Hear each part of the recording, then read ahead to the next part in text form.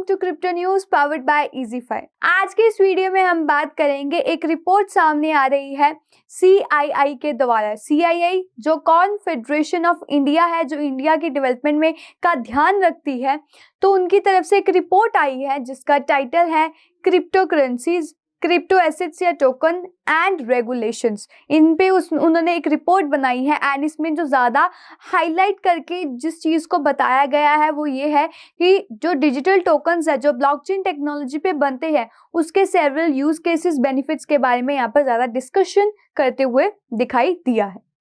सो हम इस वीडियो में ये देखेंगे कि रिपोर्ट में क्या क्या इंक्लूड है एंड किस तरह से वो इफेक्ट कर सकता है। एंड हम देख सकते हैं कि इस बात से पता चल रहा है कि जो CII है उन्होंने भी यहाँ पर क्रिप्टो बिल में अपनी जंप किया है, मीन्स अपना व्यू पॉइंट रखा है। सो जानते हैं इस वीडियो में कि क्या क्या मेंशन है रिपोर्ट्स में एंड कुछ अच्छी बातें भी देखने को मिलेंगी ब्लॉकचेन टेक्नोलॉजी से रिलेटेड। सो आप देख सकते हो, हम स्टार्ट ऑन करते हैं हमारी वीडियो को। यहाँ पर जो मेन फोकस किया गया है, जैसे CII की जो रिपोर्ट है वो हाईलाइट करती है कि यहाँ पर उन्होंने कहा है कि इसको रेगुलेट किया जाए अच्छे तरीके से। एंड उन्होंने यहाँ पर जो डिसेंट्रलाइज्ड फाइनेंस और जो क्रिप्टो की वजह से जो टेक्नोलॉजीज है उनकी फायदे भी इन्होंने यहाँ पर गिनाए हैं कि बहुत सारे फायदे हैं अगर ये टेक्नोलॉजी यहाँ पर इंडिया में इम्प्लीमेंट हो जाती है। मीन्स उसको बैन करना सही नहीं है, इसकी अगर रेगुलेशंस होंगी सही तरीके से तो जो न्यू टेक्नोलॉजीज हैं उनमें भी इनोवेशंस देखने को मिलेंगी एंड एक अच्छी चीज ही आएगी, एक अच्छी ग्रोथ ही मिलेगी। इनकी जो इन्होंने जो रिपोर्ट निकाली है एंड उसका नेम है crypto currencies, crypto token assets and regulations, जिसपे ज्यादा फोकस किया गया है ब्लॉकचेन टेक्नोलॉजी पे, जिसपे क्रिप्टो करेंसीज बनती हैं, उनकी सेवरल यूज केसेस, बेनिफिट्स उन्होंने यहाँ पर बताए हैं।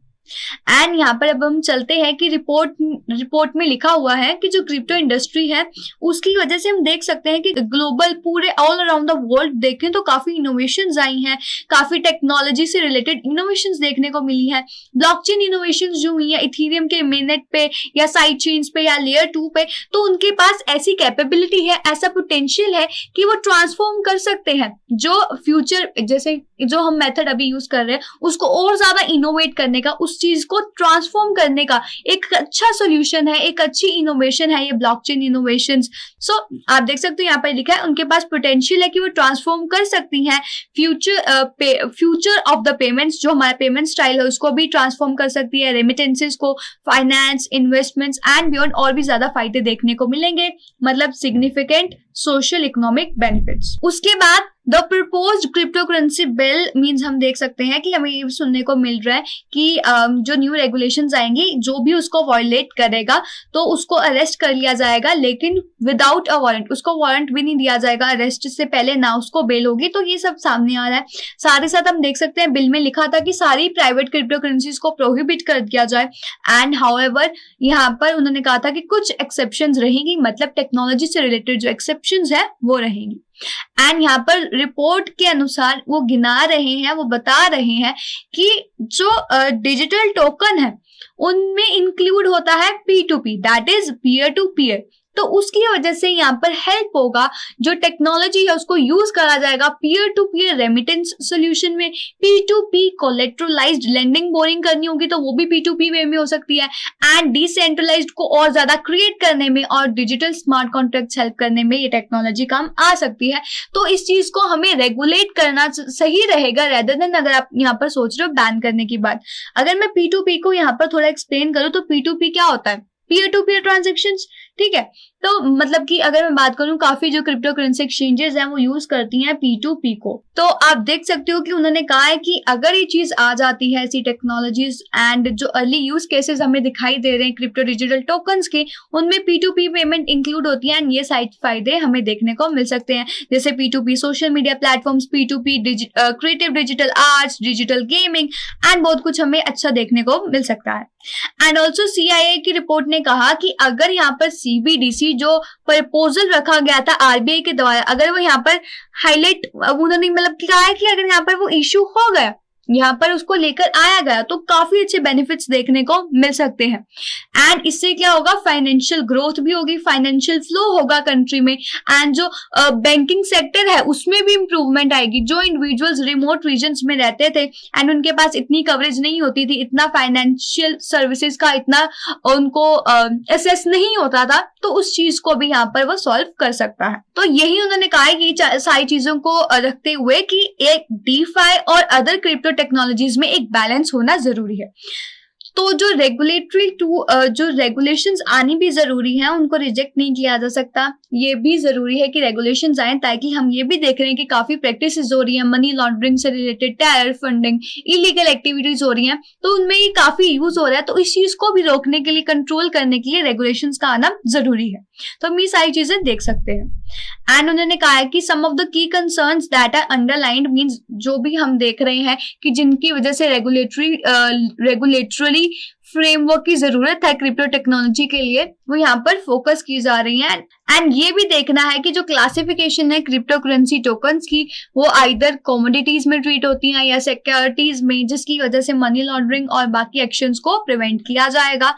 एंड यहाँ पर टैक्सेस भी मींस इंश्योर करें कि टैक्स हो, मींस आप टैक्स पे कर रहे हो अगर आपको यहाँ पर कोई फायदा वाला क्रिप्टो एसेट से। तो ये सारी बातें यहाँ पर कहा है कि उनको कंसीडर किया जाए।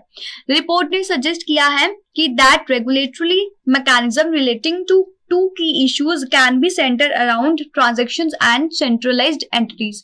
जिसका मतलब ये है कि रिपोर्ट ने सजेस्ट किया है कि जो रेगुलेटरी मैकेनिज्म है, दो की इशू जो हमें देखने को मिल रहे हैं जो ट्रांजैक्शन और सेंट्रलाइज्ड एंटिटीज के बीच में घूम रहे हैं। Centralised entities for example crypto exchanges और मार्केट प्लेस, ये सेंट्रलाइज्ड है, कॉइन DCX, ज़ेपे, यूनिकॉइन एंड ये सब सेंट्रलाइज्ड एक्सचेंजेस, तो इनके बीच अराउंड ही ये सारी चीजें घूम रही हैं। And regulatory frameworks like making centralised, और सबसे बड़ी बात कि जो रेगुलेटरी फ्रेमवर्क है, मीन जो फ्रेमवर्क आएगा गवर्नमेंट की तरफ से, उसको यहाँ पर जो भी सेंट्रलाइज्ड एंटिटीज हैं उनको सेबी के साथ रजिस्टर होना है। And bringing crypto digital tokens under the और जितने भी टोकन्स हैं उनको इनकम टैक्स लो या GST लो के अंडर लेकर आना होगा, ये भी उन्होंने सजेस्ट किया है, ऐसी उनकी सजेशन है। एंड हम यहाँ पर देख सकते हैं, अगर हम इसकी लास्ट लाइन पे जाएं तो जो CIA है उन्होंने अपनी रिपोर्ट में ऐड किया कि हमें पता है एक हमें नेचर देखने को मिल रहा है। तो CIA ने यहाँ पर ऐड किया कि हमें एक नेसेंट और डेवलपिंग नेचर देखने को मिल रहा है। एंड उन्होंने कहा यहाँ पर एक बॉडी का होना बहुत ज्यादा जरूरी है ताकि गवर्नमेंट को अप्रोप्रिएट सजेशंस मिलती रहे फ्यूचर में। तो वो बॉडी कौन हो सकती है, रेगुलेटर्स हो सकते हैं, policy makers, participants and stakeholders मिलकर इसको बना सकते हैं। सो ये थी कि रिपोर्ट में क्या क्या मेंशन था by CIA। So I hope आपको समझ आ गया होगा जो CIA की तरफ से उन्होंने रिपोर्ट बनाई है। यहाँ पर ब्लॉकचेन टेक्नोलॉजी पे भी ज्यादा फोकस किया गया है। सो देखा आप सबने कि क्या क्या इंक्लूड था रिपोर्ट में, एंड यहाँ पर ज्यादा फोकस किया जा रहा था ब्लॉकचेन टेक्नोलॉजी के यूज केसेस, फीचर्स पे कि वो काफी हेल्पफुल हो सकती है। एंड साथ ही साथ उन्होंने ये भी कहा कि रेगुलेट करना सही रहेगा, वो भी सही तरीकों के साथ, रेदर देन आउटराइट बैन। सो अब हमें वेट करना है कि गवर्नमेंट इसका क्या कंक्लूजन निकालती है, बिल में क्या क्या इंक्लूड होता है। हमें अपनी तरफ से कोई भी कंक्लूजन पे अभी जंप नहीं करना है। सो लेट्स वेट कि गवर्नमेंट क्या देती है, क्या अप्रूवल आती है कैबिनेट की तरफ से। So I hope आपको इतना सब समझ आ गया होगा। So this was for all about today. We will come again with another such information. Till then, stay tuned and follow FinStreet for more updates.